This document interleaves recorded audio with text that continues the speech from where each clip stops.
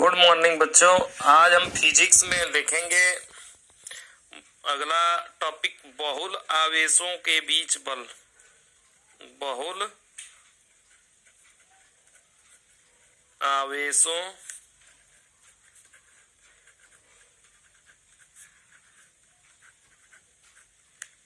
के बीच बल।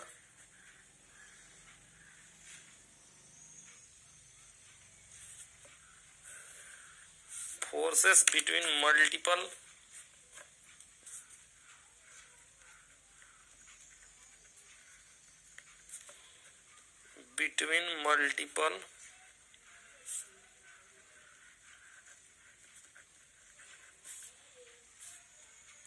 Electric charges.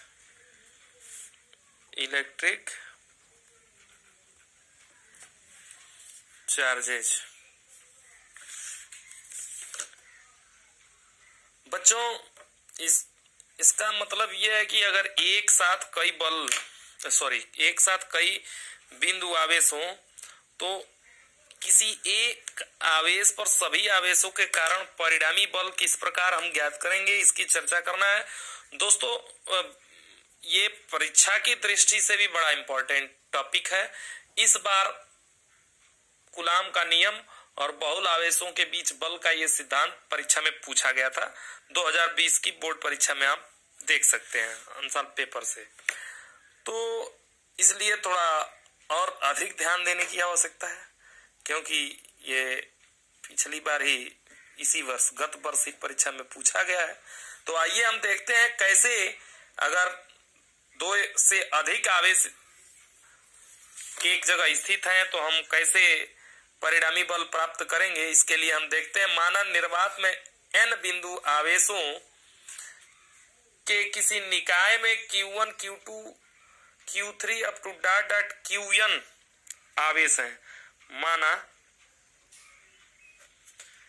n बिंदु आवेशों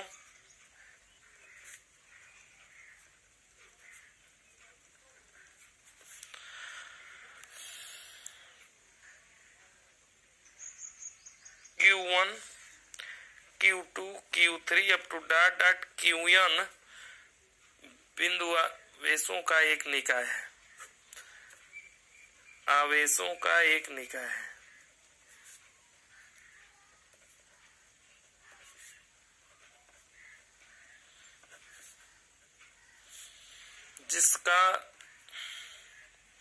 जिनके मूल बिंदु से स्थिति सदिश क्रमशः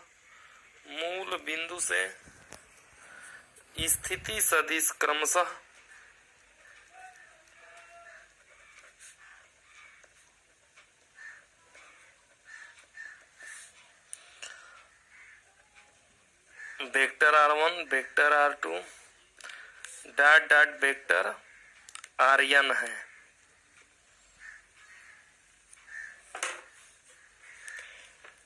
माना ये आवेश स्थिति सदिशों के शीर्ष पर स्थित है। स्थिति सदिशों के शीर्ष पर स्थित है। शीर्ष पर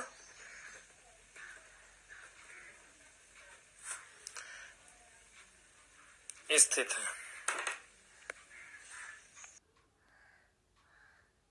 माना आवेश Q1 पर अन्य सभी आवेशों द्वारा आरोपित नेट बल ज्ञात करना है।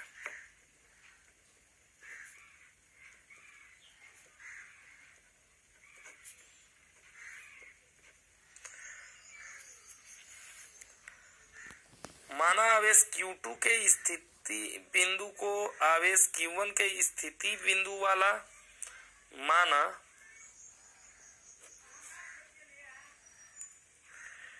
Q2 के स्थिति बिंदु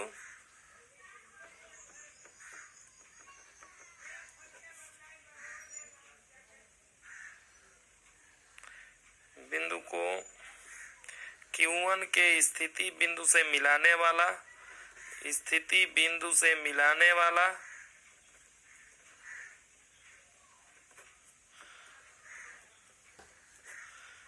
स्थिति सदिश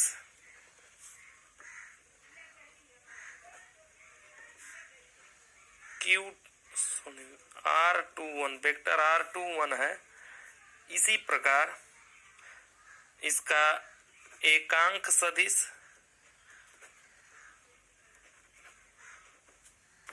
वेक्टर R21 है, सॉरी यूनिट वेक्टर R21, जैसा कि आप जानते हैं R21 बराबर, यहाँ हम ब्रैकेट में लिख देते हैं,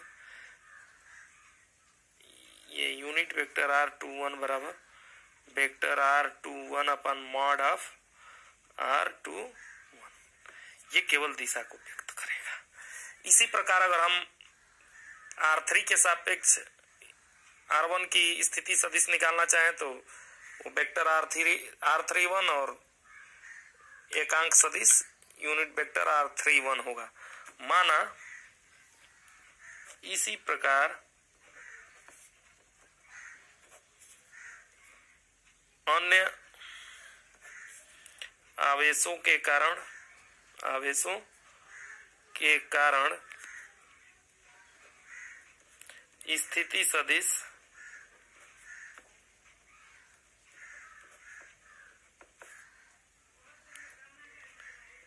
R31, R41, R51 up to dot vector Rn1 वह एकांक सदिश क्रमशः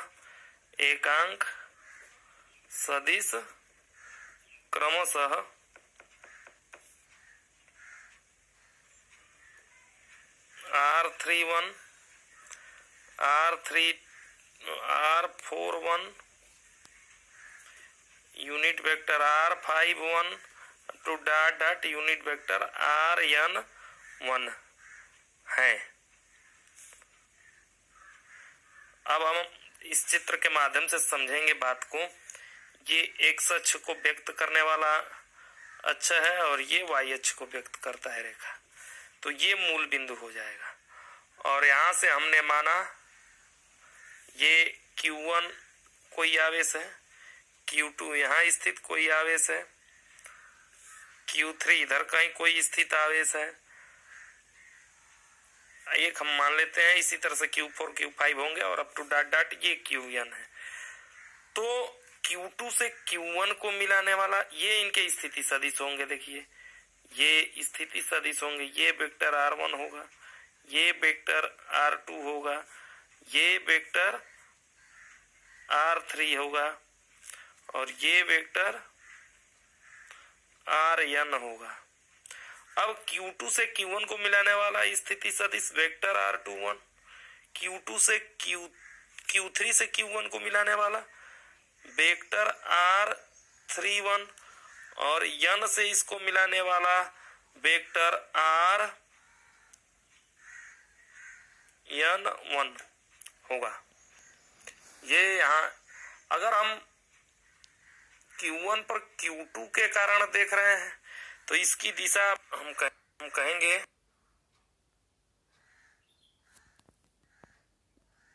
ये इस दिशा में जाएगा। तो अब हम कूलाम के नियम से देखेंगे Q1 पर आवेश Q2 के कारण परिणामी बल। कूलाम के नियम से Q1 पर Q2 के कारण बल,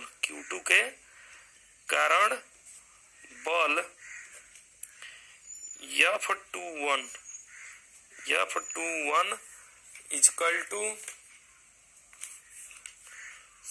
F12 इजकल टू 1 पर 2 के कारण बल Q1 Q2 अपान R21 स्क्वायर और यूनिट वेक्टर R21 बराबर इसी को लिख सकते हैं Q1 Q2 अपान R12 का whole square into unit vector R21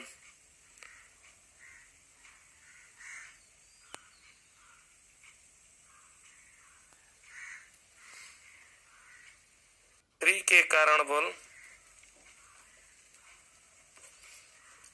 F13 बराबर के Q1 Q2 अपान R13 का होल स्क्वायर और into R31 unit vector R31।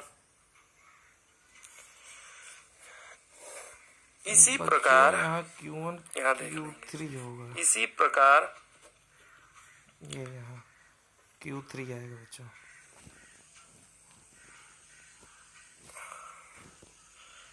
F1n बराबर के Q1 Q2 अपान R1n square into unit vector R1n। तब हम अब यदि बात करें अध्यारोपण सिद्धांत, आवेशों के अध्यारोपण सिद्धांत के अनुसार ये समीकरण 3 मान लें, समीकरण 2 और ये समीकरण 1। तब हम कहेंगे अब अध्यारोपण सिद्धांत के अनुसार, अध्यारोपण सिद्धांत के अनुसार, सिद्धांत के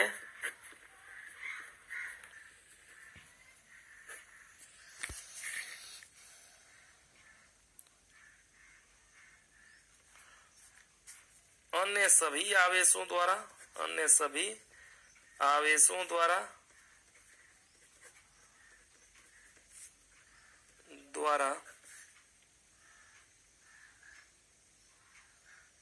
आवेश Q1 पर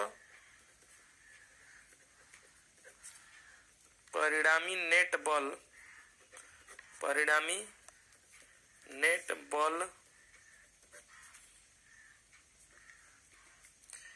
F बराबर vector F12 plus vector F13 plus dot up to vector F1n। अब इनके परिणामी मान हम रखेंगे, सब में से k कॉमन हो जाएगा और ये आप देखेंगे आएगा Q1 Q2 अपान R12 का whole square unit vector R21 plus Q1 Q3 upon R13 का whole square unit vector R31 plus dot plus Q1 Qn upon R1n का whole square unit vector Rn1। अब यहाँ हम देखेंगे k common है, Q1 सब में कॉमन हो जाएगा, k Q1, तो यहाँ से आप देखेंगे बचेगा Q2 अपान R12 का whole square unit vector R21 plus Q3 upon R13 का whole square unit vector R31 plus dot plus Qn upon R1n का whole square unit vector Rn1। अब इसे हम चाहें तो समाकल के रूप में, योग के रूप में सिग्मा का प्रयोग करके आसानी से लिख सकते हैं। F equal to K Q1, ये आपका हो जाएगा सिग्मा I इक्वल टू 2 से लेकर n तक, ये Q2 Q3 Q4 Q5 up to dot Qn तक है, तो Qn अपान R1I square, R1I square unit vector R1I, unit vector R1I। चूंकि K का मान 1/4πε0 कूलाम के नियम में हम पढ़ चुके हैं होता है, इसलिए F बराबर Q1/4πε0 sigma I equal to 2 से n तक Q of n upon R1I square, यहाँ स्क्वायर होगा, और R1I यूनिट वेक्टर। ये आपका बाबू परिणामी बहुल आवेशों के कारण परिणामी बल होगा किसी एक आवेश पर। यहाँ हमने n आवेश लिया था, यहाँ आप देख सकते हैं, यहाँ आप देखेंगे हम Q1, Q2, Q3 up to Qn तक लिया था। इस तरह से n आवेश हो तो उन n आवेशों के कारण किसी बिंदु पर किसी एक बिंदु आवेश पर परिणामी बल F बराबर Q1/4πε0 sigma I equal to 2 से n तक Qn/R1I का स्क्वायर यूनिट वेक्टर R1I। तो ये बहुल आवेशों के कारण किसी एक आवेश पर परिणामी बल है। धन्यवाद, फिर मिलते हैं अगले वीडियो में बच्चों। इसको तैयार कर लीजिए, नोट्स में बना लीजिए। धन्यवाद।